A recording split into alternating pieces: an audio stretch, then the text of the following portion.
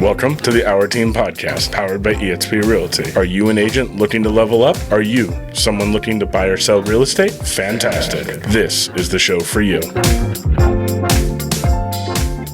Welcome to the Our Team Podcast. I'm Brian Auer, and I have a very special guest here today. Again, we have Luke. I am Luke Cameron. Luke Cameron. Yes, sir. I'm glad you're here. What a great meeting we just had today. Oh, my gosh.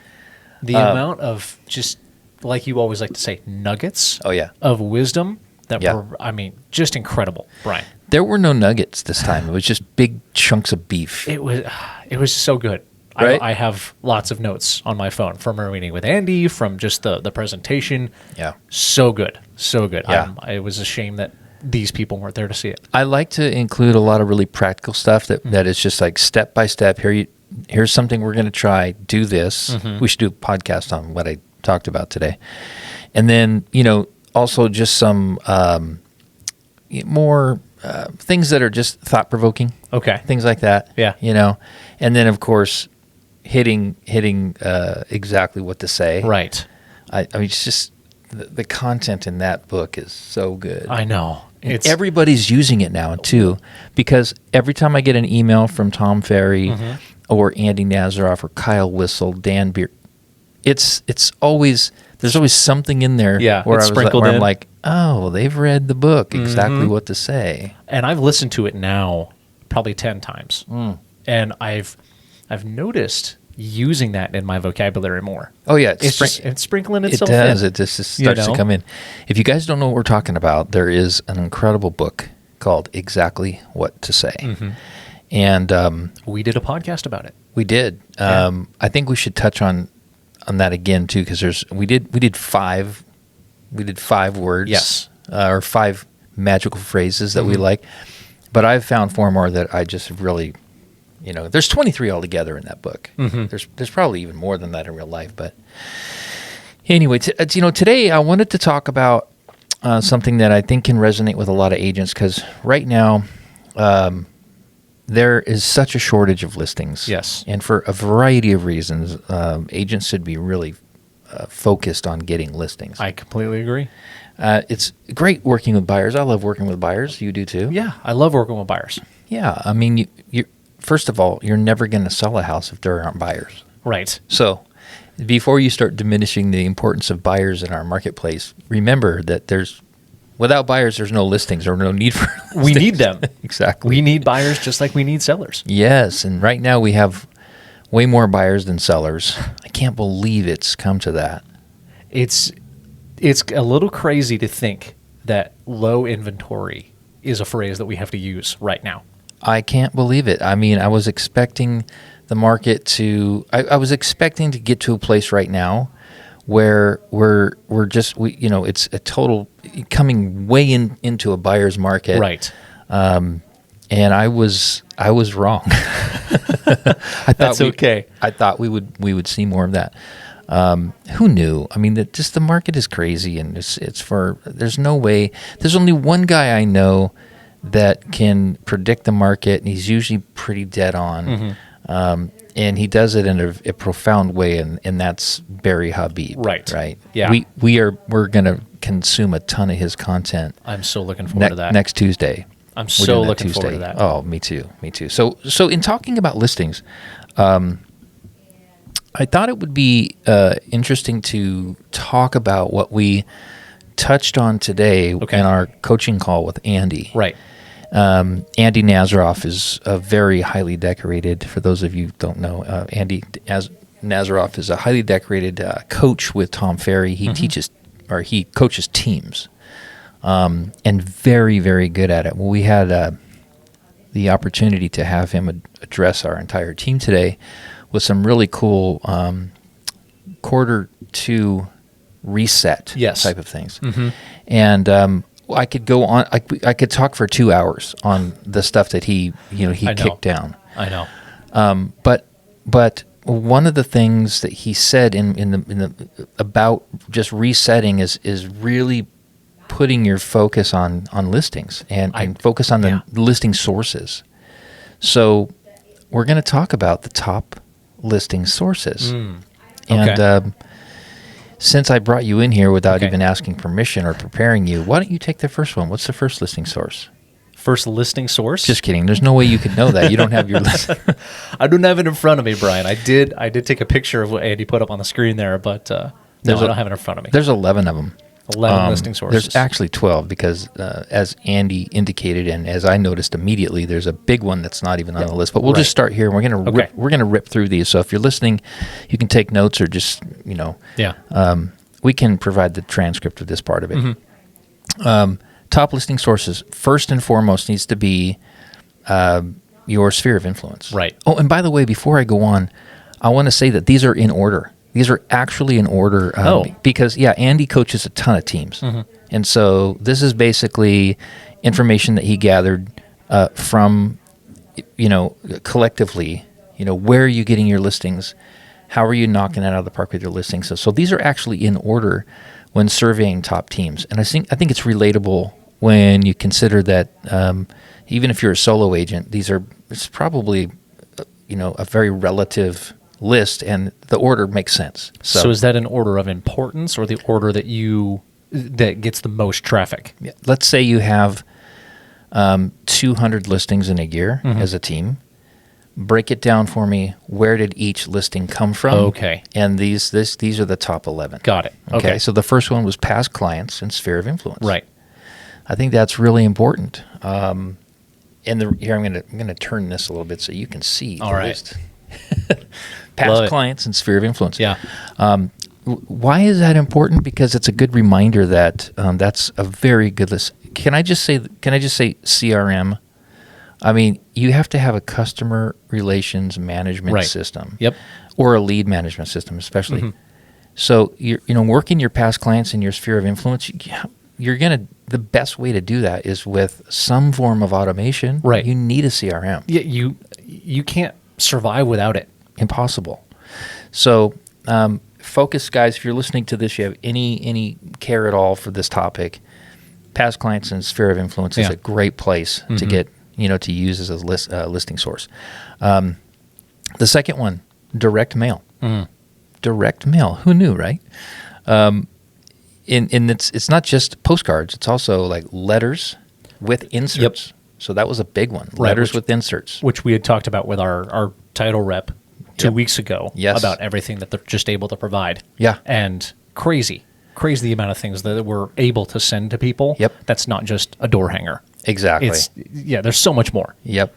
And they're probably hitting their geographic farms on the teams doing that. So don't leave out direct mail and postcards. No, snail mail's still viable. Yep. What do you think about the third one? Social media? Social media is number 3. I love social media. Well, me too. And I noticed that you're kicking out a lot of social media stuff right now, which really makes me happy. Social media is social proof that you're out there crushing. It's a good way to let the world know, hey, look what I'm doing. Here's another listing. Here's this and that and the other. Providing good, relevant content, getting an audience of people that actually know you, like you, trust you, listen to you, all that kind of stuff. If you can learn how to convert those followers into, let's just call it your followers out there are prospects, right? Right. And so if you can learn to convert those into actual appointments, then you can convert those into transactions. That's right. Right? Listings. That's what we're after. We're after listings. That's right. That's what we're talking about today. Top listing source, if that's number 3, then there's probably a strategy there where you're using social media to show that you're an expert in successfully listing and selling homes. You're talking about your tools. You're talking about your process. You're talking about your successes. You're talking about how you are different than the average agent. And like you said, social proof, that's everything these days. Totally. Because if you say, oh, well, you have this, send me a link. Where's your profile? Where's your Instagram or Facebook? Or send me your website. Yeah. How about this? Whenever you meet somebody, say it at some event, and you tell them about your business, they don't say, oh, what's your website? They say, what's your social? Yeah. Let me look you up on social. Right. Send me your link tree and all of that. Exactly. You have to have your social media readily available because that's where they're going to go first. You know why? Because a lot of people have websites out there that are beautiful, but you can't really gauge how current it is. But when you go to someone's social media, you actually see the real deal in real time. You see, this was posted on yesterday. Right. 1 hour ago, 15 minutes ago. Let's move on to number 4, professional referrals. How important do you think that is? I think that's very important because if you trust a professional and they say, I also trust this professional, then I think that's goes back to just social proof. It's another form of social proof. It is another form of it. You know? Yeah, if your dentist is telling everyone about you because you're so good, then and you have a very trusted dentist, you're going to get some. That's a good referral source. That's a great referral source. I'm surprised it's number 4. I would think it would be down the list a little bit more. And it also, let's be real, it ties into SOI, which is part of number 1. That's true. Sphere of influence a little bit, because we work with professionals all the time, like you said, dentist. You know, you have window cleaners and gardeners and all that, everything. Exactly. So, and the rules of reciprocation are important too. So if you're very faithfully using a certain hair person all the time, you know, it's okay to ask for referrals. They're going to want to because they're going to reciprocate, but you got to ask. You have to ask. That's very true. So this just happened to me today. You just got your hair cut? No. I got a referral from a coffee shop. Whoa. So it's a coffee shop that I was going to, you know, twice a week, bi-weekly, you know, many, many times. Yeah. And I just got to know the staff there very well. It's a local one. It's a small business. Okay. And through that, I just formed relationships with all these people. I formed a relationship with the owner, and I just said, I'm in real estate. And so I passed out a few of my cards. I got a call today on my way back to the office that said, hey, this is so-and-so from this coffee shop. I have a cousin who's looking to move to the area. Love it. Can I send them your phone number? Can I, and of course, I'd love to work with them. It's so easy. It's so simple. It should be so automatic. Yet so many agents don't do it. I know. It's so cool that you did that. So professional referrals, very important. Probate. We don't spend a lot of time on this, but according to this survey, a lot of teams, a lot of agents are really tied in with the right places and the right people so that they can get probate deals. I'm very surprised that's as far up on the list as it is, to be honest. Well, it's possible that these particular teams are just, you know, they know that that's a good source, and so they're all, you know, a lot of his top teams, they're all collaborating as well. Oh, okay. And so they probably are all really nudging each other to make sure that you have a little bit of at least a good foothold in the probate scene. So that's another one. All right. Seller seminars. Pretty cool. Yeah. Again, that's just, I don't know why that's as far up on the list. But it's surprising to me. I think the reason it's so far up on the list is because a lot of people are embracing technology now, and there's a lot of tools that you can use to host even evergreen seminars, where you have a huge mailing list. You're putting out that you're doing a seminar on such and such day. And it's a digital seminar. It's not live. It looks like it's live, but it's something that you did, and it's before a live audience, and you're waiting for people to log in. I've been in many of these. Oh, okay. Where, you know, they're doing this Zoom call where there's 700 people in the Zoom call, and you know, about a month later, it's the same seminar, and it's the exact same people in the room. Okay. So. And if you're going to repeat it, if it's going to become an evergreen type of thing, then you can disclose that, and you'll still get at least half the audience if the content's good. But seller seminars can be very easy. They don't have to be renting, you know, a hotel conference room and blanketing the neighborhood and going through it. You can actually do them digitally and get some pretty good traction. All right. So I wish we had the time to dive deep on every single one of these. I know, yeah. But we're just doing a list right now. We'll get through it. The next one is expireds, for sale by owner and expireds. That's a great listing source. That is a great listing source. Yeah. Are you going after any expireds or for sale by owners? I go after expireds that are specifically in my farm or that are right near it. Okay, gotcha. So I'm really hitting hard with buyers right now. I'm working with a ton of buyers. Yep. But if in my farm I see, there's, you know, an expired came up. Yeah.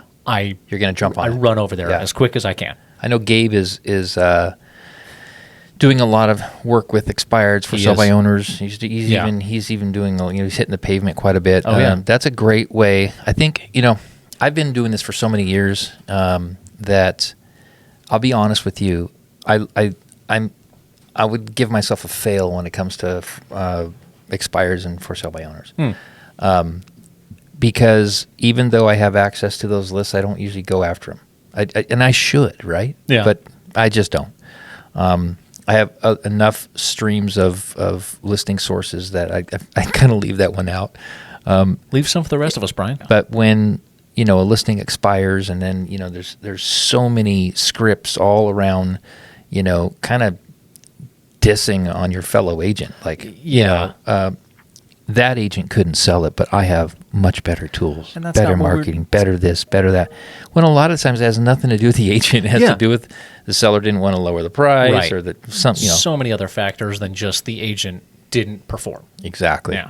So I always take a little bit of, because I've been on the other side of it where Right. we've had a seller that absolutely would not budge on the price, and it Mm-hmm. was just a joke. I mean, it ended up being just, we've learned a lot on those. We have a couple right now where it's just, they're never going to sell at that price.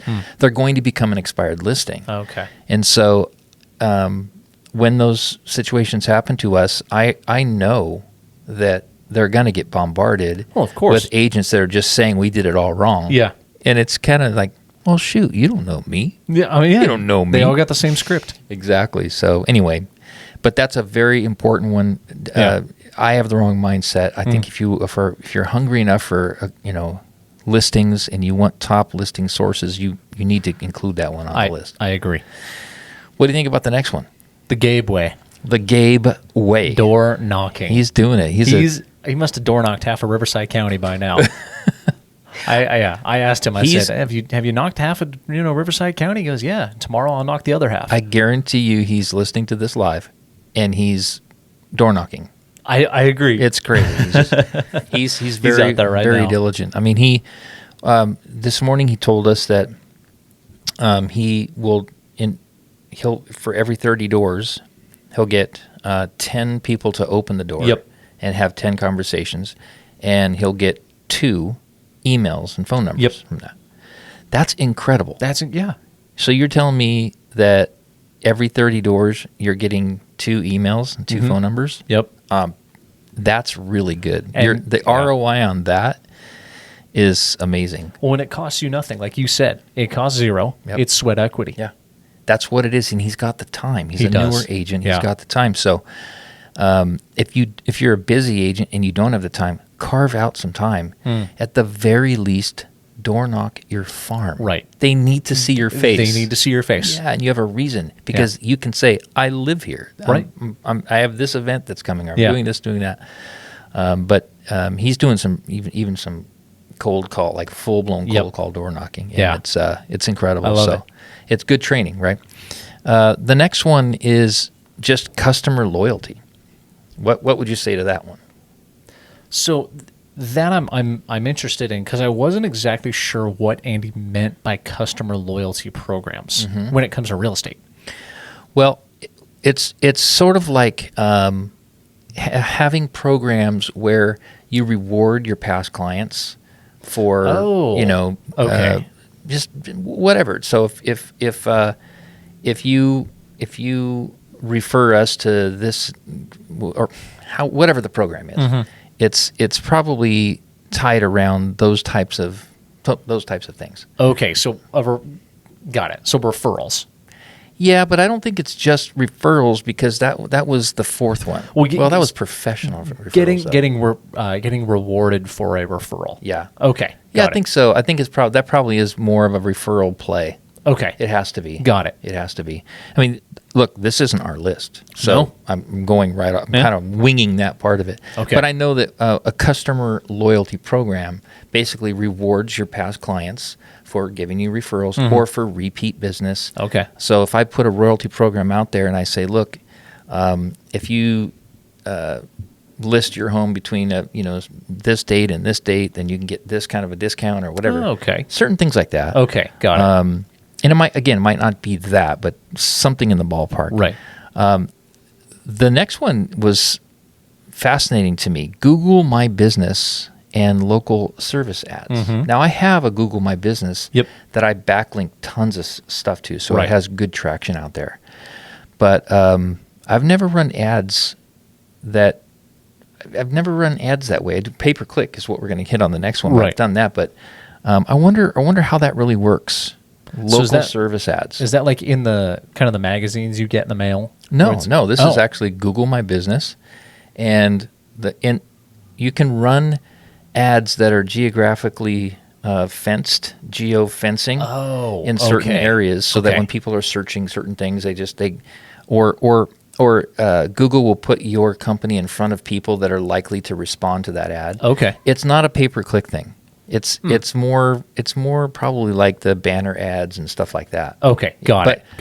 And even I've never done that. I do have a Google My Business, and it's out there, and it's very current, and I'm always posting content on it. Which, when you post content on your Google Business page, it's actually called an update.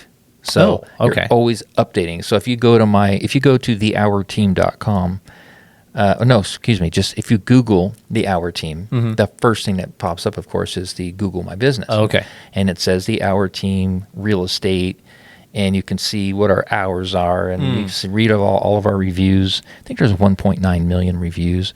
And then you scroll down, you can see all of the updates that we're doing. And my updates are, just simple things like, how to care for your home. Oh, okay. All the way to, what is a tray ceiling, right? What are coffered ceilings? It's just little articles and blog type stuff. Value. Yeah, I'm just giving little nuggets out there, and I'm loading those up with words they're strategic words, so that when people search certain things, they find those articles and they see where they're at. Okay. And it gives us a little street cred out there because we have a lot of articles and a lot of updates. Yeah. So, but I've never actually paid to do like local service ads. Okay. So maybe something I need to look into, right? Who knows? The last thing, but not really the last thing, because we have a bonus one, Right. is Google Pay-per-Click. Pay-per-click and Facebook And leads. Facebook, yeah. It's crucial. If you're trying to fill your funnel with future business, and you already have systems in place that will nurture those leads in a cadence that is appropriate for that type of lead, you will crush it on your pay-per-click. Yeah. Will you crush it overnight? No. Nope. Will you crush it in 6 months? Maybe a little bit. After about a year to 18 months of building that pipeline and nurturing those leads, you will absolutely start to see a steady flow of business from it. Yeah. It's really cool. Well, that's what I did. I was running that Facebook ad for a Yes. while, and I pulled in. I forget the exact number of how many people I pulled in, but there came into my system in January, and they're still actively communicating with me. Yep. Still sending properties, all of that. And like I said, it's not business that's right now. Right. It's not a Zillow buyer. Right. It's future business. Yeah. That's why I'm saying if you have systems in place to respond to them at the right cadence, depending on how they came into your database or your lead management system. For example, a Facebook lead, you hit them really hard for a few days, then you back off, and then you just nurture them, right? Yep. A pay-per-click lead, a Google pay-per-click lead, those are people that were actually searching for a specific something. So they're more like 6 months to a year out. So you're hitting them real hard, then you're not backing off that much. You're gonna back off eventually, but it's a cadence, and the style is different. When you have a Zillow lead, they're basically saying, "I want to go see this house right now." Correct. Yeah. So that's the lowest hanging fruit. Right. So yeah, you have to make sure that your leads are doing that. So I'm not surprised that this is on the list, but you'll notice that it's last It for is last. listings. Yeah. For listings. And I agree. I don't think listings would come from that source. But they do. They do. Because Yeah. a lot of buyer leads will eventually turn into people that have to sell as well. Right. But I wonder if that's something that we could focus on more, even on Mm. our team, is just going after more seller opportunities Okay. using Google pay-per-click Yeah. and things like that. All right. But the last one we're going to talk about, kind of as a bonus, Yeah. is mega open houses. Mega open houses. It is an incredible listing source. Yeah. And you know what it is? It's the nosy neighbors. Mm. Don't ever get frustrated with the nosy neighbors that come into your open houses. Yeah. That is your time to shine. Yep. Right? That's why when you do an open house, it should be really splashy. You should have flags like crazy in Yeah. the front. You should have a beautiful table that's all set up with all kinds of marketing materials. It should really look like you put a lot of time into it. You should have your scripts down. Oh, You completely. should- Yeah. Yeah, I mean, approaching the person that comes in, you don't know they're a neighbor yet. Nope. They're basically, a secret shopper at that point. That's right. They come in and all of a sudden they're just kind of acting like they want to see what's going on, and they're gonna figure out right away if you're really good at what you do, and you even have material there where you talk about how you won't believe how much your house is worth. Scan here. Yep. And you have those kind of things that they can check out your sites and stuff. You'll get listings out of it because they're yeah. thinking about selling. Hey, that guy's doing some sales in my neighborhood. Why Mhm. not? It's incredible how many listing opportunities you can get if you do it right. Mm. And when I say do it right, I'm saying you have to circle prospect the heck Right. out of your open house. How many days does it take to prefer? Let me start over. If you're going to do an open house on Saturday, does that mean you're going to come in Friday and get all ready for it? No. Okay. How many days does it take to prepare for your Saturday open house? In my opinion, you should be working on it the previous Friday. That's Wow. in my opinion, but I like Yeah. to be over prepared. Yeah. But they usually say about 5 days. I Exactly. think is what they say. 5 days. So you come in Monday and you prep Tuesday, Wednesday, Thursday, Friday. You should have everything done. Saturday morning, you're at the house an Yep. hour to an hour and a half before, setting everything up, Yep. making sure lights, windows, Yep. candle, whatever you have. It's candle. I like that. Yeah, You want to make it romantic. That's you know? right, for the smell. It is so important. There's so many moving parts in a successful open house. Mm-hmm. You have to get your list. You've Yep. got to get your circle prospecting list right That's from right. your title company or what have you. Maybe you have other tools. You've got to get the message out there. You've got to record slide voicemails. You've Yep. got to do the videos. You've got to do some shorts and some reels and all kinds of stuff. It's all around that. You have to Yeah. prepare all the documentation, not documentation, but the eye candy, the handouts. Right. Flyers. Flyers. Yeah. And that means figuring out, being prepared to know everything about that house. Yep. If you want to get a listing or sell the house, but also get a listing, and somebody starts they come in, they start asking you a lot of questions, and you come across like you know everything about the neighborhood, they're going to know that they have the right person to list their home. Oh, yeah. But if you're just like, I'm not really sure what the taxes are. I don't know. Does this house have solar? I'm not really sure. You're know. not going to want to talk to that guy. No. If you walk onto the Mercedes dealer, and this guy comes up to you and he's like, "Hey, can I answer your questions?" You're like, "Sure." How much horsepower does the 580 have? Mm-hmm. He's, well, I don't know. I'm sure it's in the manual. Yeah. Immediately, you're never going to refer that guy. No. Right? But if he just starts waxing eloquently about, Yeah. how much horsepower it has, and more importantly, the foot-pounds of torque, and started asking you questions like, why do you ask that? Are you planning on towing? Because we can do this and can do this. And you start to really just open up that's the whole point, is Right. to know your product so well, which Yep. means if you're hosting open houses, you need to know the product. Know the product. Figure out if it's got solar, figure out the taxes, the school it feeds. If it's got a bunch of upgrades, verify if is this me here? Let me turn this off. Oh, this proves that we're actually live. Hold on, let me decline. Sorry, Mom, if you're listening and that was you, I just declined. But you have to know the product. You have to know it so well. So that's really, really important. So anyway, that's basically it. All those right. are the things that Andy shared with us. Yeah. Past clients, direct mail, social media, professional referrals, probate, seller seminars, expired and for sale by owners, door knocking, customer loyalty programs, Google My Business and local service ads, Google pay-per-click and Facebook leads, and finally, mega open houses. house. So those are some things you can maybe put into action immediately to Yeah. try to get some more listings. I completely agree. Well, door knocking is one that that's my next on my checklist. Yeah, you is start doing it. I know. Just get I out. know. Get comfortable being uncomfortable. That's it's written on my whiteboard in my office. Well, I didn't write that. No, I wrote it. So- You said it. I wrote okay, it. good. All right, guys, we are done. Thank you for listening. If you have any questions about any of this, you can reach out to me. Hey, wait, before Thank you very go, much, would you and do us we'll a catch you favor? on- If you found any value in this content, would you please like and subscribe to it? Maybe even leave a comment? It really helps us out.